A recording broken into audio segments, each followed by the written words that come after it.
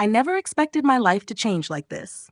I was always just Mia Montgomery, a 27-year-old graphic designer living in a cramped apartment in Brooklyn. My days were spent working on digital designs and helping clients bring their visions to life, while my nights consisted of eating takeout and binge-watching shows on the couch. It wasn't glamorous, but it was comfortable. My relationship with my grandmother, Eleanor Montgomery, had always been distant at best. She was a legend in the business world, a self-made woman who built an empire from the ground up, and I had always admired her from afar. But I was nothing like her. I was soft, too creative, too focused on art to ever measure up to the tough, ruthless woman she was. We had never been close, and over the years I had learned to accept that. So when I received a letter summoning me to her will reading, I didn't think much of it. I assumed it would be like any other will reading, a formality, with no real surprises. But as I walked into that sterile, stuffy law office and took my seat, I had no idea that my life was about to change forever. My father, Richard, and his older brother, Harold, were already there, dressed in their expensive suits, their faces a perfect mix of smug confidence and anticipation. It was clear they thought this would be another easy inheritance for them, as they always had. I, on the other hand, felt completely out of place in my casual jeans and sweater. As the lawyer, Mr. Phillips, began reading my grandmother's will, I was only half listening, tuning out the usual bequests to various charities and distant relatives. But then came the moment that made me snap to attention. To my granddaughter, Mia Montgomery, Mr. Phillips read, his voice dry, I leave my entire estate, including my properties, my stocks, and my entire fortune. However, this inheritance is contingent upon the successful completion of a task. My eyes widened, and I could feel my father and uncle's gaze shift towards me, their excitement palpable. This wasn't going to be the easy handover they had expected. You must live alone in my estate, Hawthorne House, for 30 consecutive days with no money, no phone, and no outside help, the lawyer continued, his voice even. The task will be overseen by your father and uncle, Richard and Harold, who will check on you weekly. If you fail at any point, the entirety of the estate will revert to them. The words felt like a punch to my gut. The room went silent. My father and uncle exchanged a glance, their faces shifting from eager anticipation to something darker, as if they were already imagining the fortune slipping through their fingers. I felt a rush of confusion and anger flood my chest. What was my grandmother thinking? I had always thought she didn't care much for me, so why would she set this kind of cruel challenge? But as the lawyer finished the reading and handed me the papers, all I could think was that this was some twisted game she had left me to play, a game I didn't know if I could win. The drive to Hawthorne House was long and winding, stretching for miles through the dense woods of upstate New York. The lawyer, Mr. Phillips, was quiet as he drove, his eyes fixed on the road, as if he knew this was more than just a task he was delivering. I stared out the window, watching the scenery blur by, feeling a strange sense of dread settle over me. I couldn't shake the thought of my grandmother, Eleanor, the woman I had always admired from a distance, but never truly understood. What was she trying to teach me? What kind of lesson could this possibly be? I had always felt like I didn't measure up to her, that I was too soft and too focused on art to be like her, ruthless, calculating, a true businesswoman. By the time we reached Hawthorne House, the sun had set and the sky was an ominous shade of gray. The mansion loomed ahead of us, its towering silhouette outlined by the dimming light. The iron gates creaked open as the lawyer drove through, and I couldn't help but feel the weight of what was happening. This was no longer just a challenge. It was a test. I was being forced into a place I knew nothing about, a place that now felt like a prison. The house was massive, but it wasn't the grand mansion I'd imagined. It was old and decaying, with peeling paint and ivy creeping up the stone walls. The windows were boarded up, and the front steps looked cracked and worn. It was nothing like the pictures I'd seen in family albums. No polished floors, no lavish decor. It was a house that had been forgotten, left to rot in the shadows of time. The air felt thick, heavy with dust and neglect. My stomach twisted as the car came to a stop in front of the heavy oak doors. The lawyer turned to me, his face impassive, and handed me a set of keys. "Well, this is where I leave you," he said, his voice distant. Your task begins now. Good luck."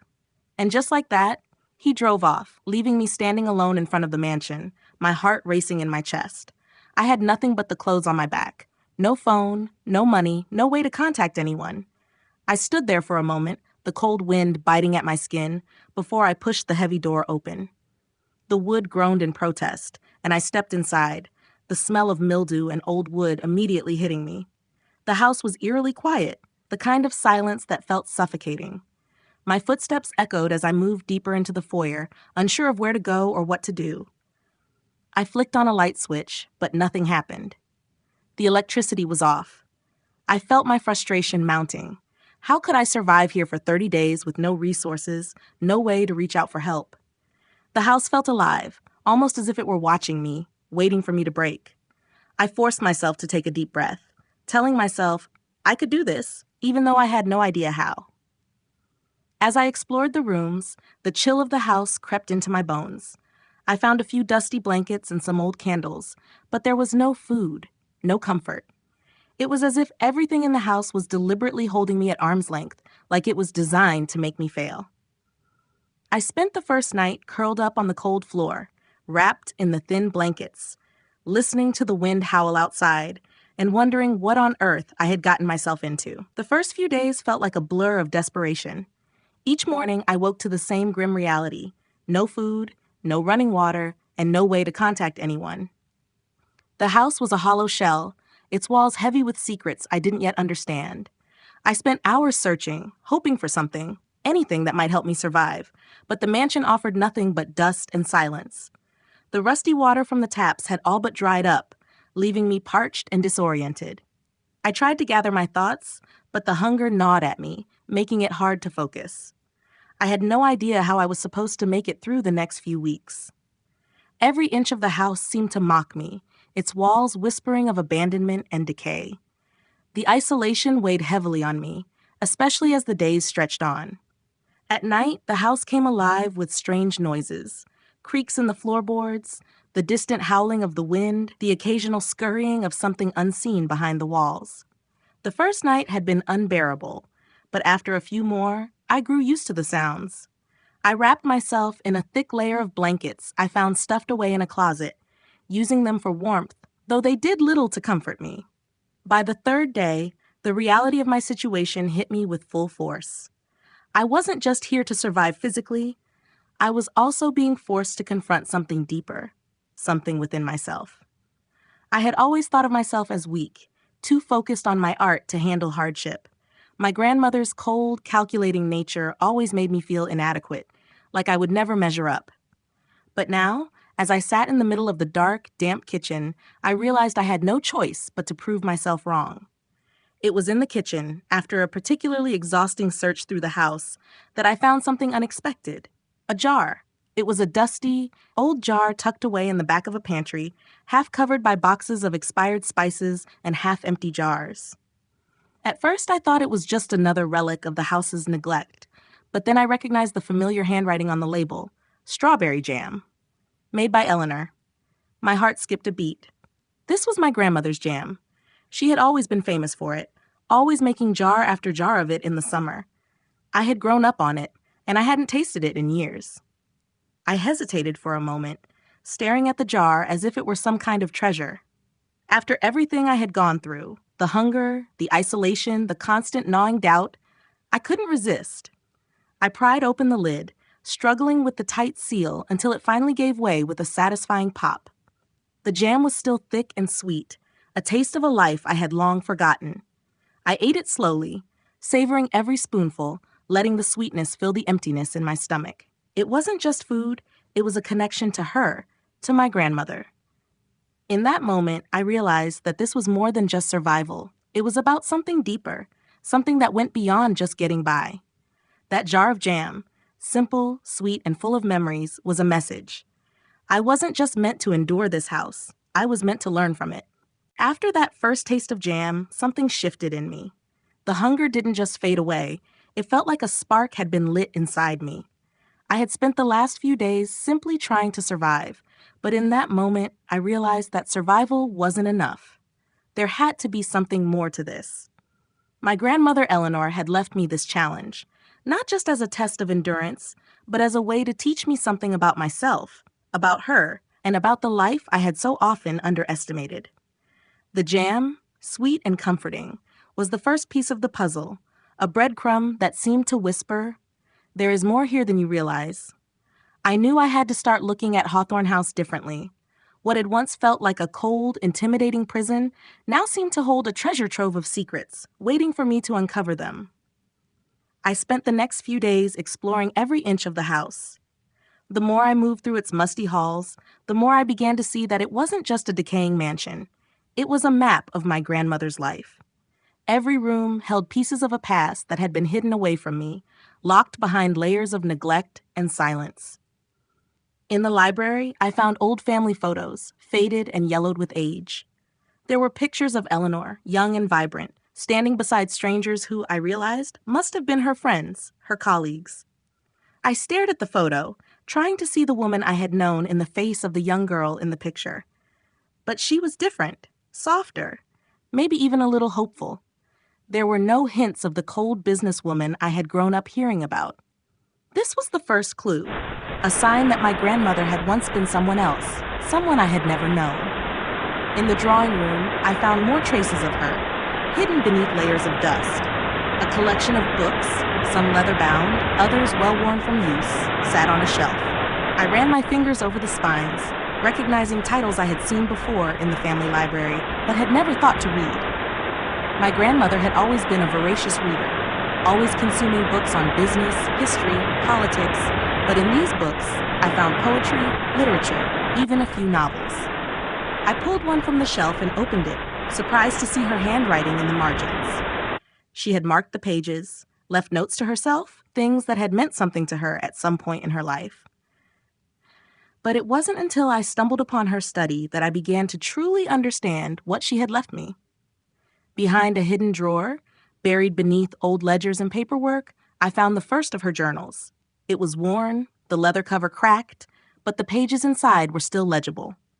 I sat down right there on the floor and began reading, losing track of time as I delved into her words.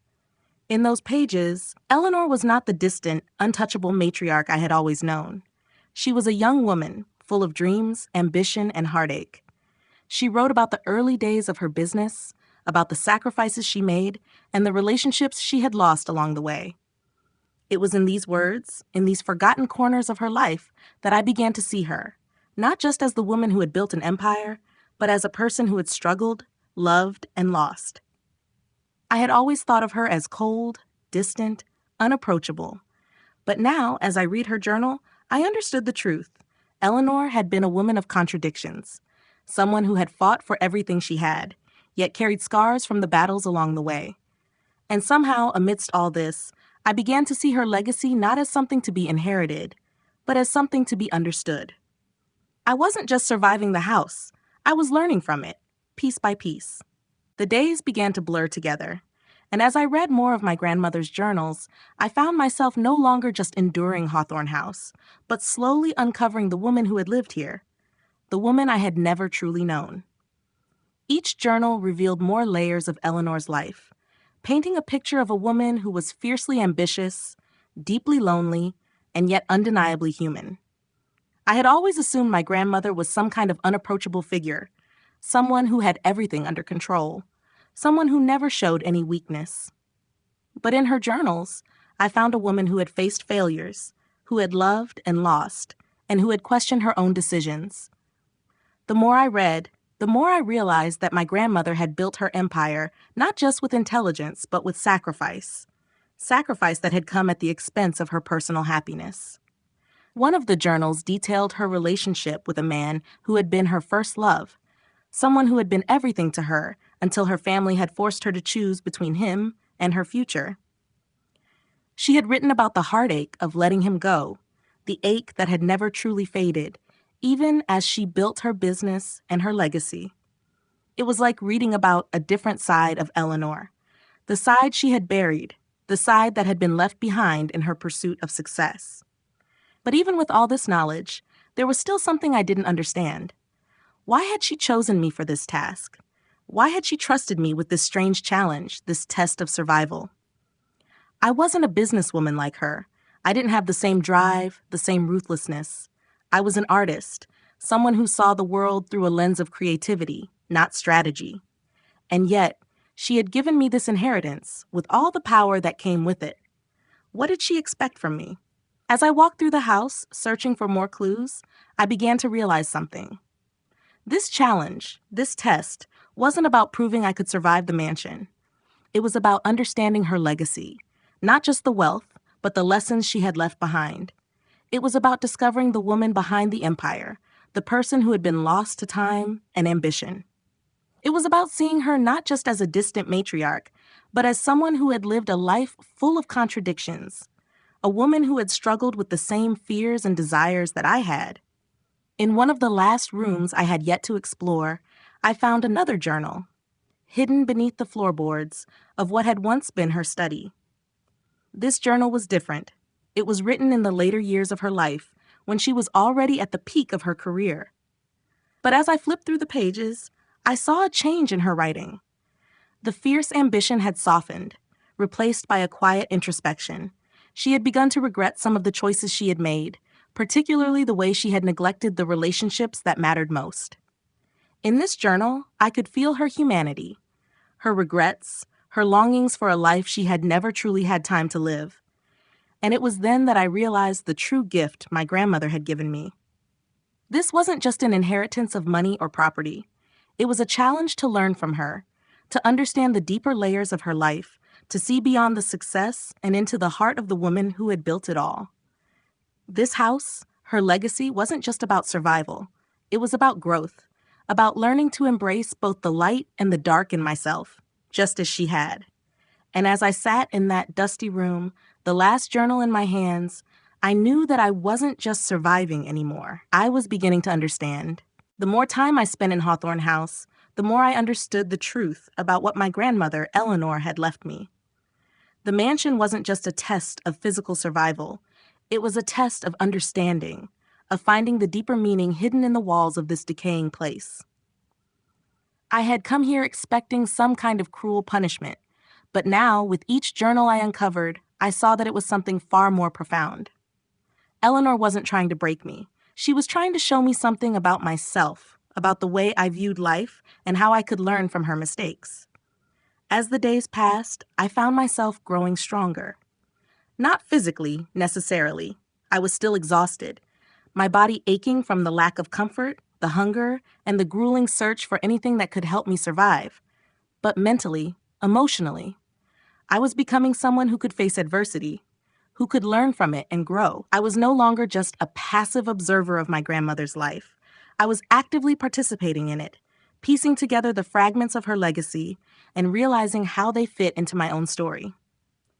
One afternoon, while I was in the library, I found a box hidden beneath a stack of old books. It was a small, ornate wooden box, and when I opened it, I found a collection of old photographs, each one more personal than the last. There were pictures of Eleanor from when she was young, standing beside men I assumed were business partners or clients, but it wasn't just the business photos that caught my attention. Some of the pictures were taken in her personal life. There was one of her in a garden, smiling with a man I didn't recognize. She looked younger, freer, almost happy. It hit me then that my grandmother hadn't always been this unapproachable figure. There was a time when she had dreams, when she had loved, when she had been full of life outside of her business. In one of the photographs, Eleanor was holding a young child, a baby, wrapped in a blanket, looking up at her with wide, trusting eyes. I stared at it for a long time, my heart pounding in my chest. I didn't know who the child was. Could it have been my mother? Had Eleanor once been a mother in a different way, before her career had consumed everything? The thought made me question everything I thought I knew about her. Could I have missed a part of her? The part that was capable of love and tenderness? The part that had chosen to build an empire, but at the cost of everything else? I found myself sitting in the library for hours, poring over these photos, trying to understand. It was no longer about finding food or surviving in the mansion. It was about connecting with the woman who had shaped this legacy, trying to uncover the woman she had been before she became the hard, business-driven matriarch I had known. As I sat there, overwhelmed by the weight of everything I was learning, I finally understood what my grandmother had been trying to teach me. It wasn't about surviving Hawthorne House. It was about embracing the lessons she had left behind, the complexities of her life, her regrets, her triumphs, her love, her loss. She had built an empire, yes, but she had also built a life full of contradictions. And in that, I saw myself, and I knew now that I wasn't just learning about her. I was learning about me. The house, which had once seemed like a prison, had become something else entirely, a place of understanding, of connection, and of transformation. And as I closed the box of photographs, I felt a sense of clarity. I wasn't just surviving anymore. I was thriving in the knowledge of who I could become. The more time I spent in Hawthorne House, the more I understood the truth about what my grandmother, Eleanor, had left me. The mansion wasn't just a test of physical survival. It was a test of understanding, of finding the deeper meaning hidden in the walls of this decaying place. I had come here expecting some kind of cruel punishment, but now, with each journal I uncovered, I saw that it was something far more profound. Eleanor wasn't trying to break me. She was trying to show me something about myself, about the way I viewed life, and how I could learn from her mistakes. As the days passed, I found myself growing stronger. Not physically, necessarily. I was still exhausted, my body aching from the lack of comfort, the hunger, and the grueling search for anything that could help me survive. But mentally, emotionally, I was becoming someone who could face adversity, who could learn from it and grow. I was no longer just a passive observer of my grandmother's life. I was actively participating in it, piecing together the fragments of her legacy and realizing how they fit into my own story. One afternoon, while I was in the library, I found a box hidden beneath a stack of old books. It was a small, ornate wooden box, and when I opened it, I found a collection of old photographs, each one more personal than the last. There were pictures of Eleanor from when she was young, standing beside men I assumed were business partners or clients. But it wasn't just the business photos that caught my attention. Some of the pictures were taken in her personal life. There was one of her in a garden, smiling with a man I didn't recognize. She looked younger, freer, almost happy. It hit me then that my grandmother hadn't always been this unapproachable figure. There was a time when she had dreams, when she had loved, when she had been full of life outside of her business. In one of the photographs, Eleanor was holding a young child, a baby, wrapped in a blanket, looking up at her with wide, trusting eyes. I stared at it for a long time, my heart pounding in my chest. I didn't know who the child was. Could it have been my mother? Had Eleanor once been a mother in a different way, before her career had consumed everything? The thought made me question everything I thought I knew about her. Could I have missed a part of her? The part that was capable of love and tenderness? The part that had chosen to build an empire, but at the cost of everything else? I found myself sitting in the library for hours, poring over these photos, trying to understand. It was no longer about finding food or surviving in the mansion. It was about connecting with the woman who had shaped this legacy, trying to uncover the woman she had been before she became the hard, business-driven matriarch I had known. As I sat there, overwhelmed by the weight of everything I was learning, I finally understood what my grandmother had been trying to teach me. It wasn't about surviving Hawthorne House. It was about embracing the lessons she had left behind, the complexities of her life, her regrets, her triumphs, her love, her loss. She had built an empire, yes, but she had also built a life full of contradictions.